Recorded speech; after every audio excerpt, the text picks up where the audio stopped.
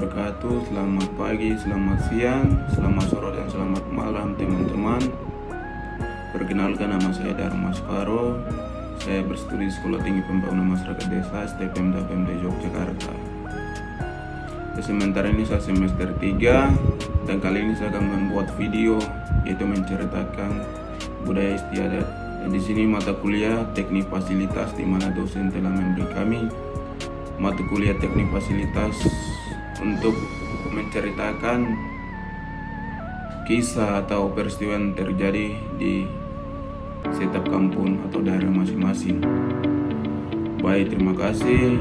Dan di sini saya langsung mulai cerita dan saya akan menceritakan istiadat budaya atau wilayah di daerah saya, yaitu Provinsi Papua Jayapura, lebih khususnya di Kabupaten Mambramo Raya. Jadi teman-teman, Mambramo sendiri dikenal dengan kota buaya. Kenapa dibilang kota buaya? Karena buayanya banyak. Dan dikenal juga dengan sungai yang terbesar di Indonesia, terbesar dan terpanjang di Papua ya teman-teman. Dan teman-teman, Sungai Mambramo adalah sebuah sungai yang sepanjang 1,100 km yang terletak di Provinsi Papua Indonesia. Sungai ini berhulu di Pegunungan Jauh Jaya dan bermuara di Samudra Pasifik. Jadi teman-teman, nama Mambramo sendiri, arti dari nama Mambramo sendiri itu berasal dari suku-suku setempat atau berasal dari bahasa Dani. Mambe yang berarti besar dan Ramu yang berarti air. Airnya besar. Artinya sungai Mambramo adalah airnya yang besar. Sungai ini merupakan terbesar di kedua Indonesia. Kalau di Brasil ada Amazon, maka di Indonesia juga ada di Papua, yaitu sungai yang terkenal, yaitu di Sungai Mambramo, Kabupaten Mambramo Raya.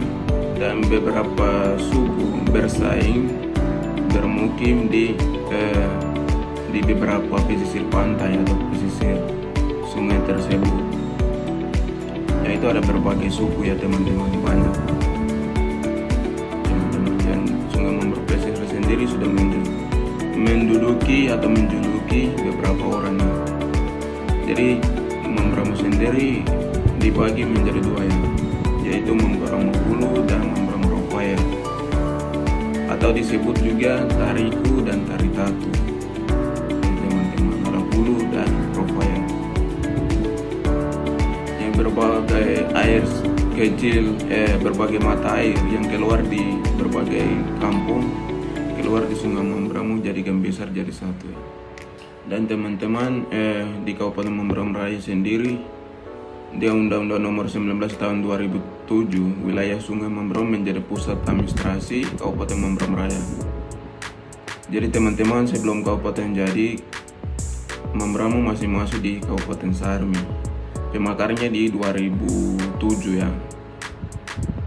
Pemakaran dari Sarmi Waropen, pemakarnya dari Kabupaten Tua. Pemakar Mambramo sendiri mempunyai kabupaten, yaitu di Kabupaten Mambramo Raya pada tahun 2007 ya teman-teman. Di Mambramo sendiri, wilayah Sungai Mambramo menjadi pusat administrasi Kabupaten Mambramo Raya. Ibu kotanya di Kabupaten Bromeso, sebuah kampung yang berada di jalur sungai. Sejak itu teman-teman, membangun administrasi mulai akses sungai, berbuat fasilitas pendidikan dan kesehatan berlahan dibangun, meskipun ketimpangan masih menjadi tantangan besar bagi masyarakat setempat ya. Jadi teman-teman, jadi dari air menetes sampai ombak pecah, di tanah sudah menjuluki atau menduduki masyarakat setempat. Ya, sungai terbesar yang ada di Papua ada di Kabupaten Mambramo Raya, Amazonnya di Papua. Yang tadi saya bilang Amazon di Brasil, kalau Amazonnya di Indonesia adalah ada di Papua, khususnya di Kabupaten Mambramo Raya. Jadi masyarakat setempat, masyarakat Mambramo Raya mengalir seperti sungai besar yang membela hutannya. Segala permulaan dari tetesan air, tetesan hujan jatuh di pegunungan Fojang, merembas di tanah, berkumpul menjadi mata air kecil. Dari tetesan-tetesan itulah lahirlah sungai-sungai menjadi ukuran yang lebih besar bagi kehidupan Mambramo Raya setempat. Jadi teman-teman, ya tadi saya jelaskan bahwa di berbagai pesisir itu masyarakat sudah tempati ya, sudah punya hak wilayah masing-masing, tidak bisa mengambil orang lain. Dari air menetes sampai Uma Peca, bagian pesisir itu teman-teman tidak ada tanah kosong, sudah diduduki oleh warga setempat, punya berbagai setempat untuk menjaga alamnya sendiri. Jadi begitu teman-teman. Nah juga ya teman-teman, misalnya ketika matahari naik mulai mengalir deras, seperti kehidupan menutup perjalanan panjang, masyarakat Mambramo Raya bergerak melalui sungai, perahu melalui perahu. Jadi teman-teman, di Mambramo sendiri juga yang tadi saya jelaskan bahwa sudah mempunyai hak-hak wilayah yang terbatasnya sendiri.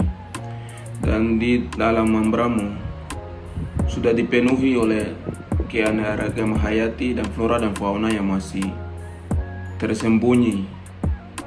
Jadi teman-teman, di sana itu hewan-hewan banyak. Misalnya di sawah-sawah atau di pesisir Sungai Mambramo, teman-teman, itu rawannya besar. Jadi nyamuk, lintah dan segala macam binatang banyak. Kalau teman-teman ke sana, pasti tidak akan betah. Tapi masyarakat setempat sudah biasa karena sudah pernah hidup dengan nyamuk, sudah pernah tumbuh besar dengan lintah dan segala macam binatang yang selalu mengganggu tubuh. Dan mereka sudah terbiasa ya teman-teman.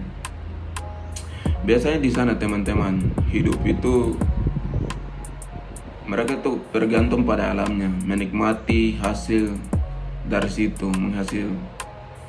Misalnya mereka makanan pokok di sana itu teman-teman yang dikenal dengan papeda itu. Seluruh Papua memang.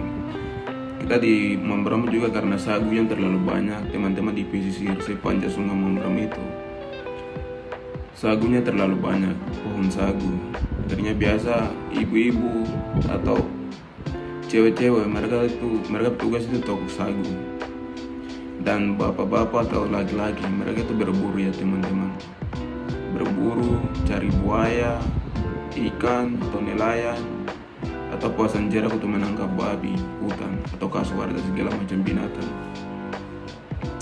Jadi teman-teman, di sana itu warga setempat itu masih saling kerjasama, saling bergotong royong, saling kerjasama memenuhi kekurangan satu sama lain. Misalnya teman-teman di sana itu misalnya hari-hari biasa, misalnya Natalan, itu mereka itu kerja kompak teman. Sebelum Natalan mereka sudah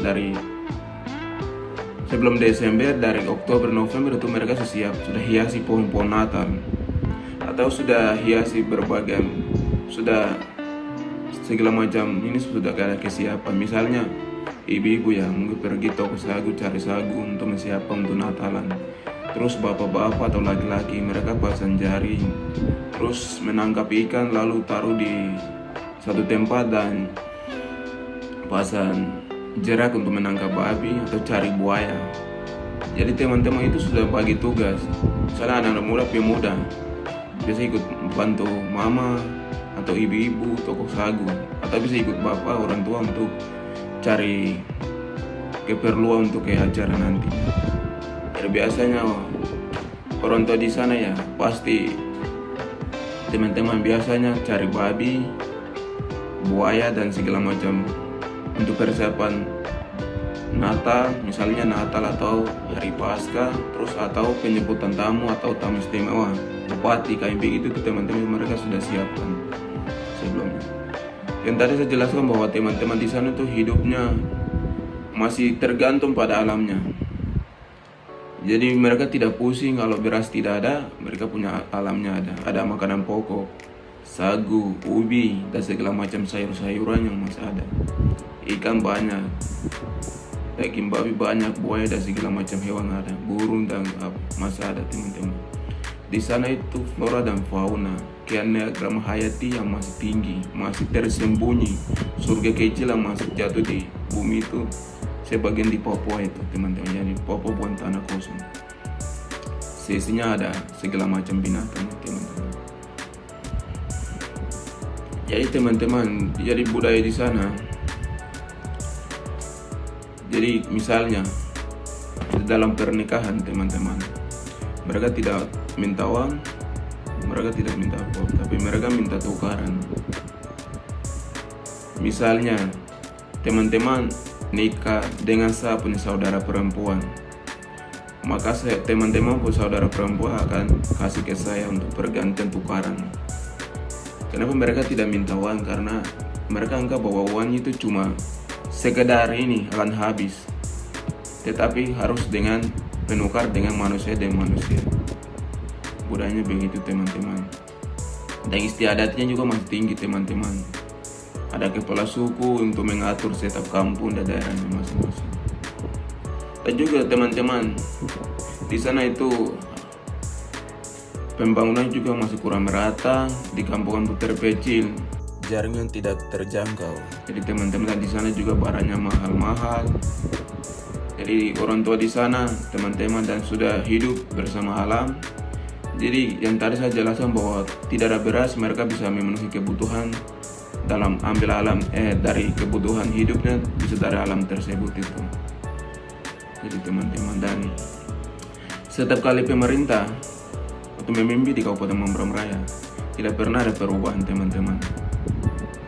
Kenapa? Ada korupsinya banyak, masih mementingkan diri sendiri, tidak mementingkan orang lain teman-teman. Pemerintah di sana teman-teman, dan di sana itu teman-teman susah untuk mendapatkan pekerjaan. Dan pembangunan kurang merata. Yang pertamanya misi dan visinya setelah maju bupati dan pejabat, setelah mendapatkan kursi teman-teman mereka bolak-balik belakang, tidak pernah lihat masyarakat setempat. Masyarakat punya keluh kesah begini tidak pernah diaspirasi, masyarakat aspirasi tidak pernah dengar. Jadi kurang merata teman-teman. Dan teman-teman yang tadi saya bilang pembangunan kurang merata karena apa?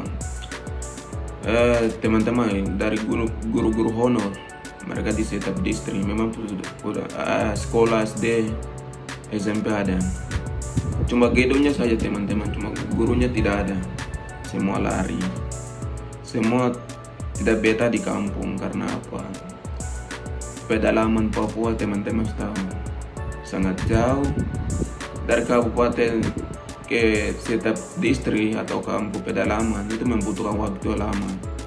Biasanya dari kabupaten ke setiap distrik kadang bisa pakai motor Johnson atau dia bilang speedboat atau perahu batang. Batang artinya pakai kayu, perahu buat dari kayu, pohon kayu yang biasa. Itu teman-teman itu kunjungin ke kampung ke distrik itu membutuhkan waktu. Kadang sampai sehari ya, semalam di jalan, kadang sampai 5, 6, sampai 12 jam juga, 24 jam, kadang sampai segitu, jauh teman-teman.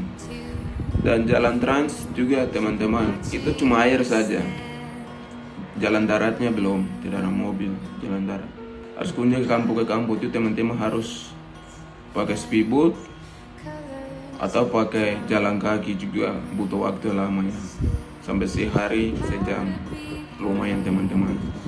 Kurangnya pembangunan atau pendidikan atau kesehatan sama lagi keluar untuk merantau di kota. Jadi teman-teman di sana tuh fasilitasnya memang sangat kurang, pembangunan dan segala macam hal.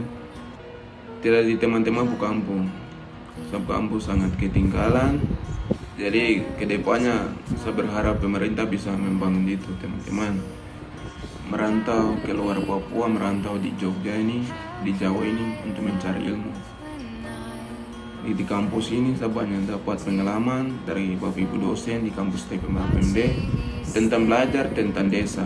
Tidak disalah kampus, tetapi kampus yang mengajarkan bagaimana desa untuk memanusiakan manusia lain. Jadi harapan saya setelah saya mengajar dari kampus ini, teman-teman, saya akan keluar bawakan saya punya ilmu untuk ke sana untuk membangun, untuk mensejahtera masyarakat saya. Jadi harapan orang tua saya harus jadi anak yang sukses. Terima kasih. Mungkin kali ini teman-teman jangan lupa tetap ikut dalam kanal YouTube saya, subscribe dan share di video ini apabila bermanfaat. Tuhan Yesus memberkati saya. Alright.